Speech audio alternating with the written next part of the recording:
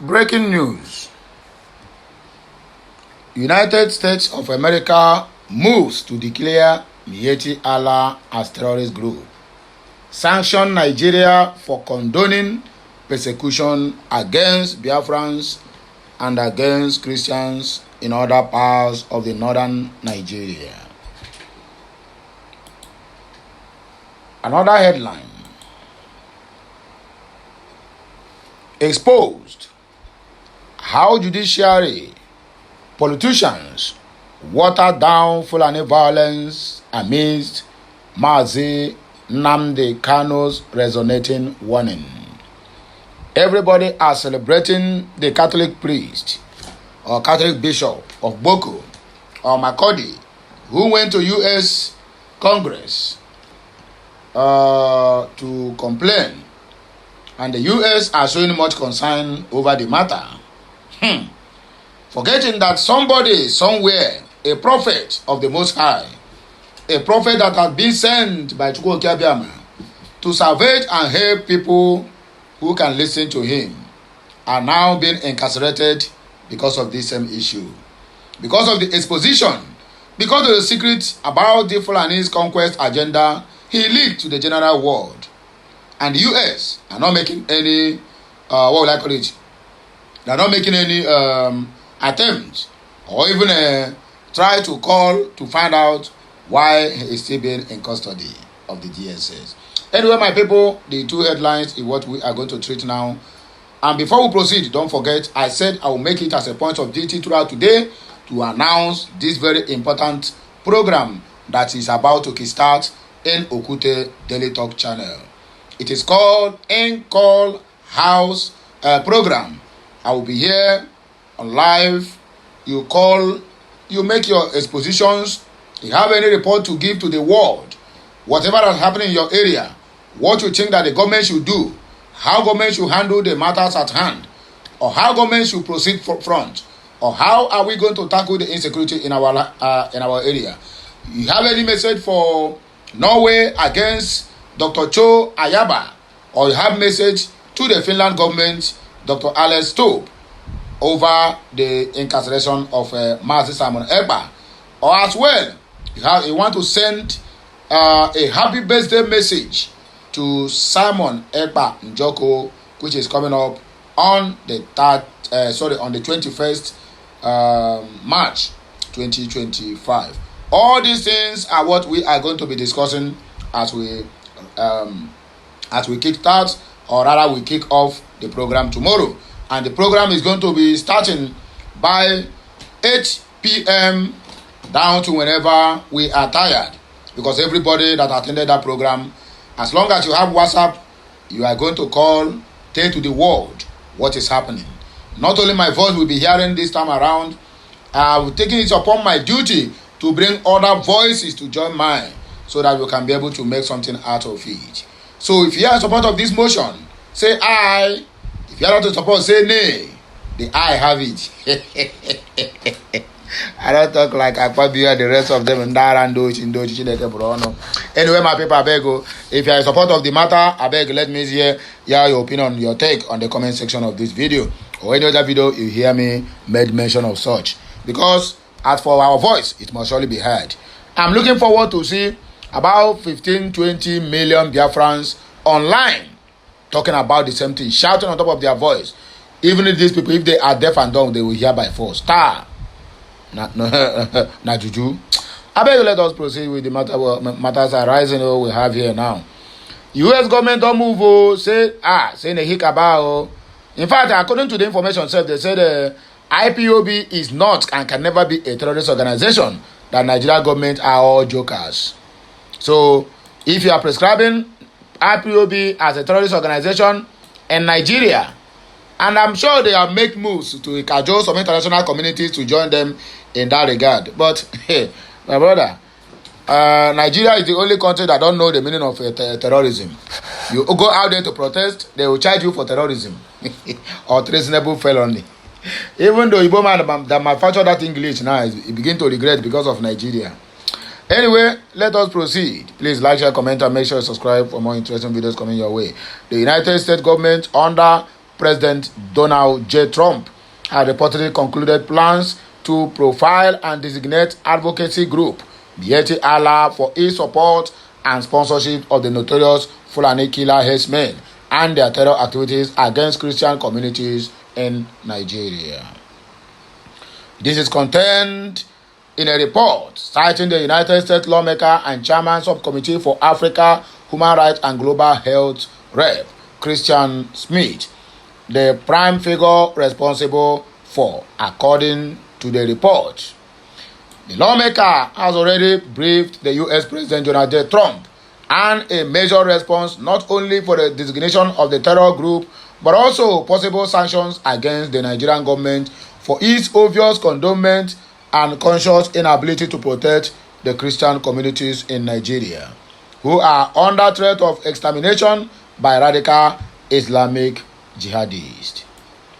The report reads, following the spate of killings of Christians in northern Nigeria and in other parts of the southeast region, the United States of America is concluding plans to declare Miyetti Allah a terrorist organization, according to a move being made by Rep. Chris Smith, who chairs the Subcommittee on Africa, Human Rights and Global Health. Smith has already briefed U.S. President Donald J. Trump about the moves, including citing series of killings in northern Nigeria. Miyetti Allah Cattle Breeders Association of Nigeria is a Fulani advocacy group centered on promoting the welfare of Fulani pastoralists in Nigeria. This organization was founded in the early 1970s with headquarters in Kaduna.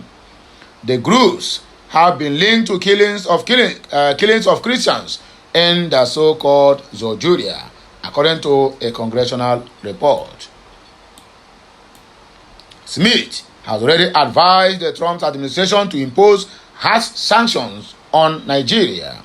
According to the subcommittee, Nigerians constituted 90% of Christians killed worldwide annually, citing a 2024 report by the Observatory for Religious Freedom in Africa, showing out of the 55,910 people killed between October 2009 and September of 2023.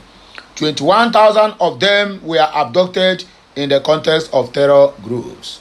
Family Writers Press International. How judiciary and politicians water down Fulani violence amidst Mazi Nnamdi Kanu's resonating warning.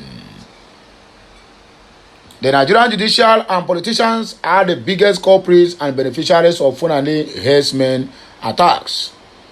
The proclivity for preference for economic and political interest over human life was established as a foreign policy by the British and domesticated to favor their political cronies. It is a highly repugnant and disgusting policy, yet it is happening in real time. Aside the courageous judgment of Justice Adewale Thompson on 17th April 1969, banning open grazing in western Nigeria, the Nigerian Judicial has been a total disaster. The recent Supreme Court decision siding with a lower court against Mr. Sunday Jackson is jaw-dropping. It not only defended an absuer who invaded someone's property, but empowered and emboldened the assailant to go on a killing spree without consequences. The biggest losers of the Fulani herdsmen terrorism in recent time are the Middle Belt, state of Benue, and the southeast states of Enugu and Ebonyi as usual. The politicians from across the aisles of political divide are genuinely insincere. The Yoruba Renewal soldiers of the All Poverty Congress, APC, want it sustained so that the strong base of Mr. Peter Obi, the chief opponent of their son, President Tinubu, will hate him for failing to call the Fulani atrocities. On the other hand, the obedient movement foot soldiers are scared of mentioning the Fulani culprits as their principal, but instead prefer to childishly accuse the indigenous people of Biafra. This needless politicization of a serious security breach is not helpful, and that was why Nigeria it is where it is today. Time has passed, but these childish tantrum from politicians and their minions continue to disturb our right to peaceful coexistence. Otherwise, we will not be here wailing. On 6th of February 2014, Mazi Nnamdi Kanu warned of an impending danger waiting outside the door as Buhari was forced on Nigerians. Then, as it is the case now, the irredeemably cognitive, lazy, and ethically bigoted lieutenants, programmed by external forces, called him a warmonger. Below is his warning, verbatim. The Fulani herdsmen will be armed and encouraged to slaughter us with impunity, and their masters will protect them. They are coming to ensure that my people are enslaved forever. Those who do not believe me will soon see it happen before their eyes. They are coming to elevate Hausa Fulani supremacy, to reposition the security agencies by sacking all competent hands and replace them with their kinsmen to drive ethnic domination of the Biafrans and other tribes in Nigeria. In conclusion, what is the way forward? The way forward is for the indigenous people of Biafra to do whatever it is required to safeguard their lives, especially the lives of women, children, and the elderly. Even Grok agrees with us. He says the rejection of ranching by the Fulani, the deliberate unwillingness to implement common sense laws coupled with the complicity of security agencies means that natural law is paramount for farmers and indigenous people to stand a chance at living.